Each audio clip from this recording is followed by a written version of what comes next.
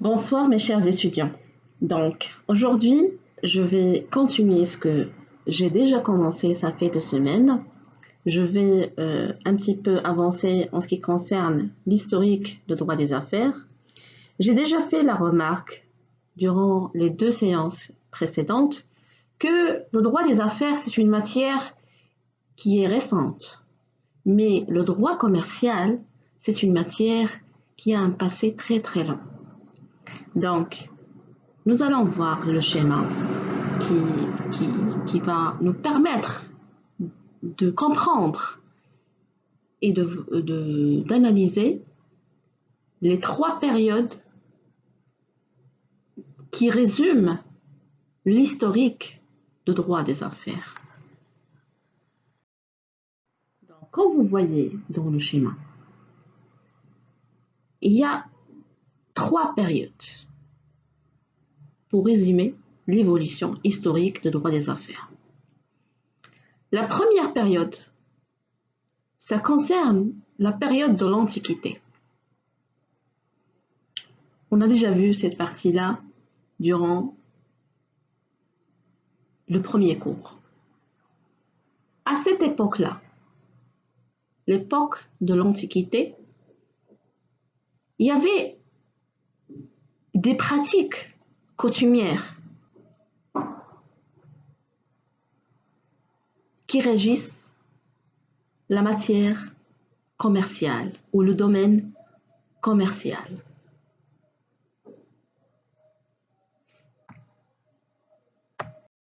À part les coutumes qui étaient normalement appliquées dans la première période, qui est une période de l'Antiquité, il y avait des réglementations qui étaient appliquées à cette époque-là. Une réglementation à caractère politique, une réglementation à caractère religieux et une réglementation à caractère professionnel. J'ai déjà parlé durant les séances précédentes que la réglementation politique était normalement appliquée par le roi et le pouvoir seigneurial à travers les taxes sur les marchands. De même, à cette époque-là, le pouvoir de l'Église, il était exercé sur les commerçants à travers certaines interdictions, comme on interdit à cette époque-là le prêt à intérêt et le jeu au hasard. Donc, en ce qui concerne le prêt à intérêt, on a pensé à cette époque-là, les marchands ont pensé à cette époque-là, de détourner ces interdictions, notamment le prêt à intérêt. On a imaginé certaines techniques afin de détourner ces interdictions. Notamment, on a imaginé à cette époque-là la lettre de change, cette lettre de change qui intègre le montant prêté et le montant des intérêts. Dès le début, dès la signature, également, on a pensé à cette époque-là à créer ce qu'on appelle la société en commandite, ou d'une manière générale, la société commerciale. Qu'est-ce qui se passe? Normalement, il y a 2 parties, une personne qui va financer et une autre qui va exploiter l'argent qui est prêté par l'autre partie. Dans le cadre de la société commerciale, une société qui donne cette image qui est acceptable par l'Église, une forme juridique qui est acceptable par l'Église, on dirait des associés, mais en fait ce ne sont pas des associés, c'est quelqu'un normalement qui va financer, c'est quelqu'un qui va exploiter, bien sûr, en contrepartie il y a des intérêts. À part la réglementation politique appliquée par le roi et le pouvoir seigneurial et la réglementation religieuse appliquée par l'Église, il y a un autre type de réglementation. Il s'agit de la réglementation professionnelle et qui est exercée par les groupements de métiers afin d'encadrer l'activité de certains métiers parmi les règles qui étaient appliquées à cette époque-là, on interdit certaines pratiques comme on peut pas créer deux établissements à la fois. On ne peut pas créer deux établissements différents dans plusieurs métiers. On n'a droit qu'à exercer un seul métier et avoir un seul établissement. Maintenant, je vais vous parler de la deuxième période rapidement. C'est un petit rappel. Donc, dans cette époque-là, la deuxième période qui s'étale entre la fin de l'ancien droit et la révolution industrielle. À cette époque-là, on a déjà vu qu'il y a eu les premières codifications de certaines règles en matière commerciale et on a déjà vu qu'il y a eu la promulgation pour la première fois d'un code de commerce datant de 1807. Par la suite, il y a eu certains facteurs, certaines considérations qui vont chambouler l'activité économique, y compris la révolution industrielle, cette révolution qui va tout changer, qui va permettre aux opérateurs économiques de connaître les limites du droit commercial. Ils vont dire, voilà, il faut voir et avoir un droit qui est beaucoup plus général que le droit commercial, parce que le droit commercial uniquement est insuffisant. On a déjà vu ça. Il est insuffisant. Il faut donc un droit qui est beaucoup plus général que le droit commercial et qui intègre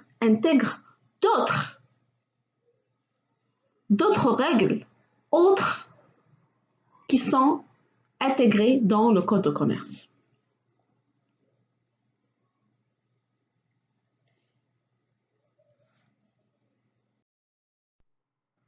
À part les considérations économiques qui vont permettre de dévoiler les limites du droit commercial, il y a d'autres considérations d'ordre politique qui vont nous permettre d'avoir le même constat que le droit commercial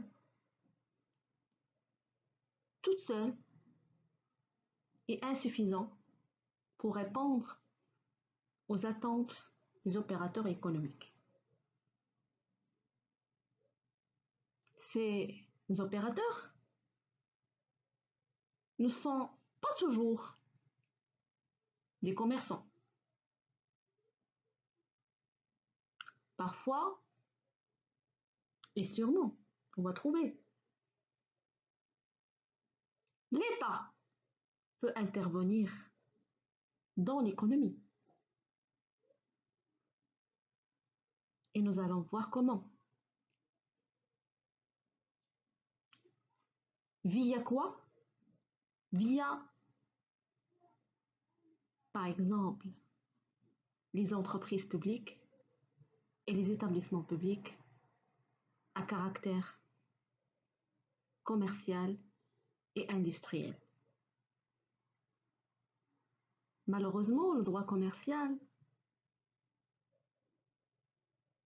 ne peut pas encadrer l'activité exercée par l'État en matière économique. De même,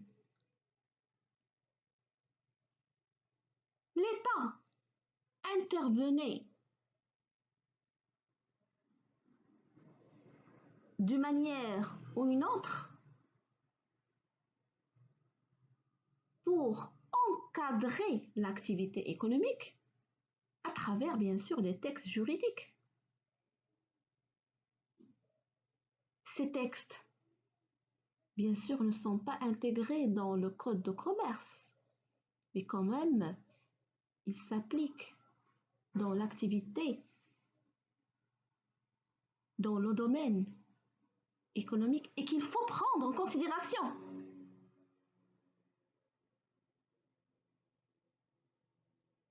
Comment on peut qualifier ces textes? Ces textes, normalement, qui concernent l'activité économique, mais quand même, ne sont pas intégrés dans le code de commerce. Ils sont éparpillés.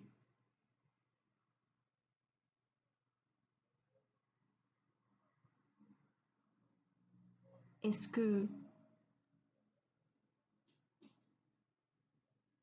le droit commercial à cette époque-là, est-ce qu'il est suffisant? Non, il devient insuffisant. Donc on est dans l'obligation. Les opérateurs ont l'obligation de réfléchir et d'imaginer un autre droit, comme je dis, un droit qui est beaucoup plus général, qui va tenir compte et prendre en considération et intégrer tous les textes juridiques qui encadrent l'activité économique. Il s'agit de droit des affaires et ça